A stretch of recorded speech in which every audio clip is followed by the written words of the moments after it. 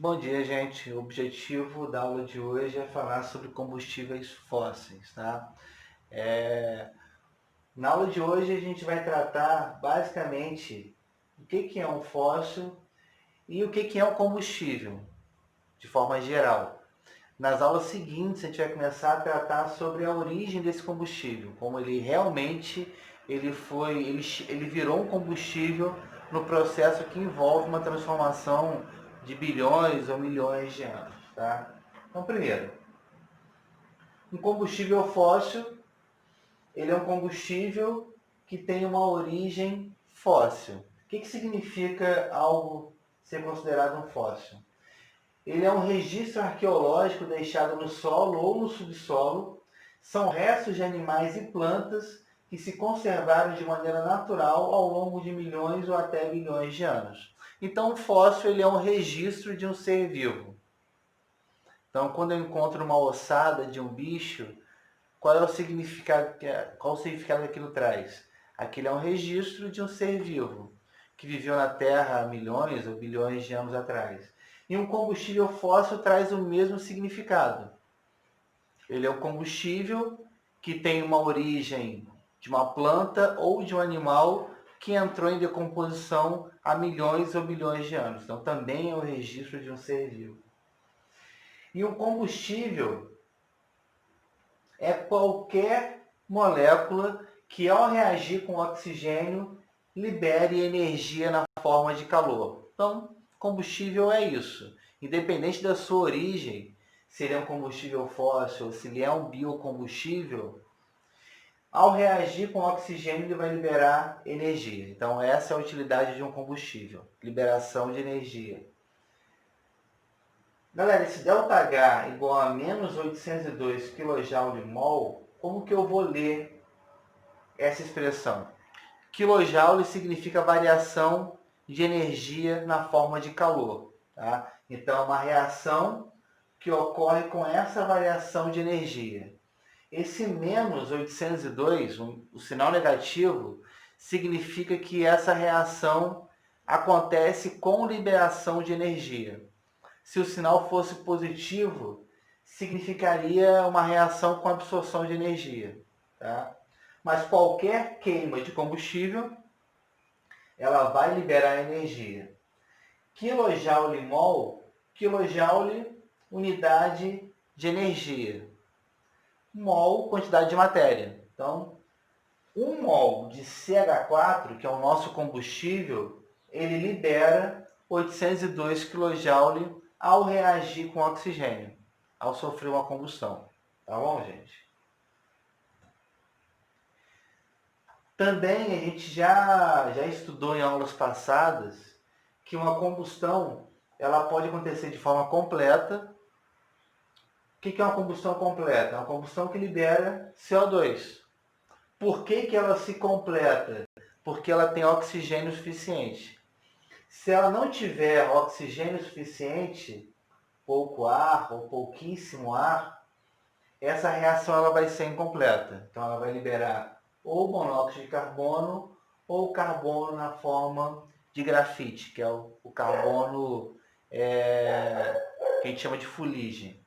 Tá?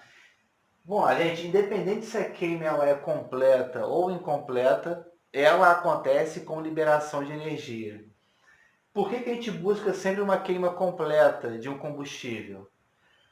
Porque é a situação onde eu tenho a maior variação de energia, né? Então tem uma questão de utilidade de um combustível.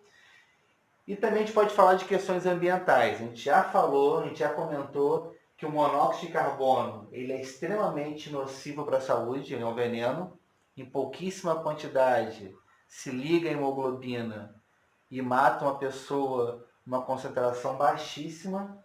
E a fuligem, ela também ela é nociva para a saúde e ela está presente em outras reações químicas que mais para frente vai chamar de smog fotoquímico. Tá? Então, a queima, a gente pretende que ela se complete, então a gente vai sempre fornecer oxigênio suficiente para isso por dois motivos. Porque eu quero liberar a maior quantidade possível de energia e na queima completa que isso acontece. E eu não quero liberar o monóxido de carbono e o carbono porque eles são nocivos. Não que o CO2 não tenha não tenha uma preocupação ambiental associada, mas pode falar que o monóxido de carbono e o carbono eles são piores. Bom, o objetivo de um combustível é liberação de energia.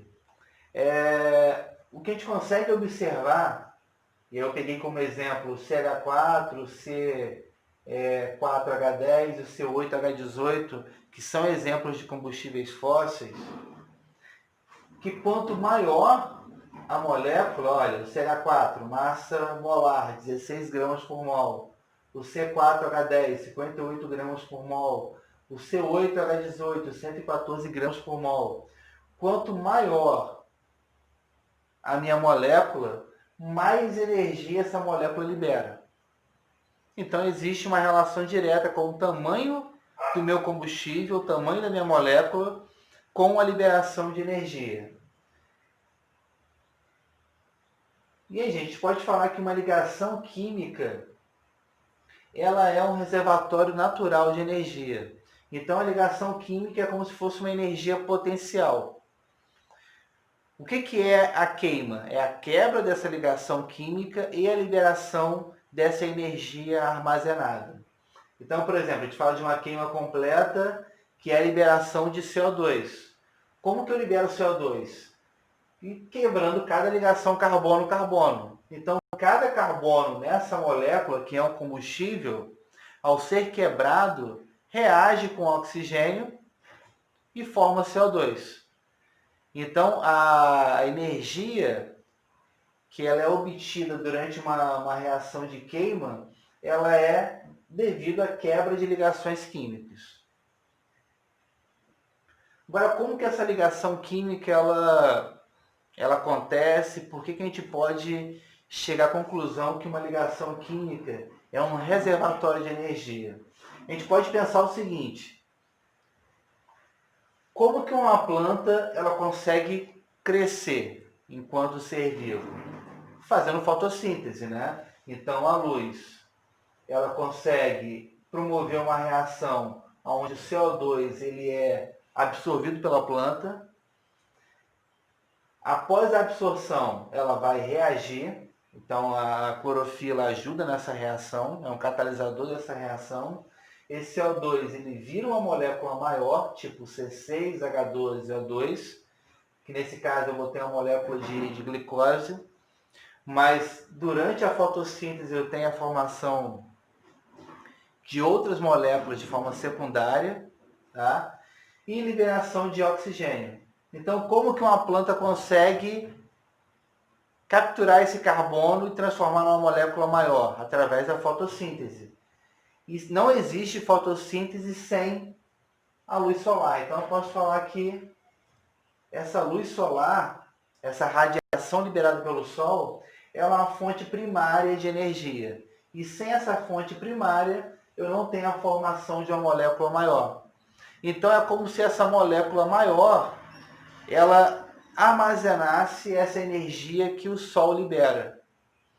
É como se a cada ligação carbono-carbono eu armazenasse essa energia, virando uma energia potencial, que após a queima ela é liberada e eu posso utilizar essa energia para outros fins. Tá? Então, um outro exemplo. Então, o Sol, uma fonte de energia primária, ela vai ser utilizada pela planta para fazer fotossíntese, então vou capturar CO2 e liberar oxigênio.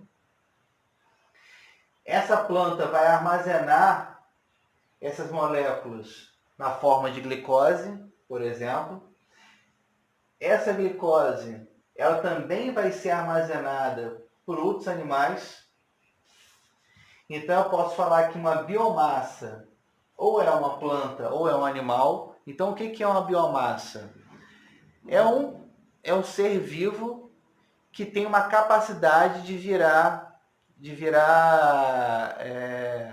combustível. ou um combustível na forma de biocombustível ou um combustível fóssil.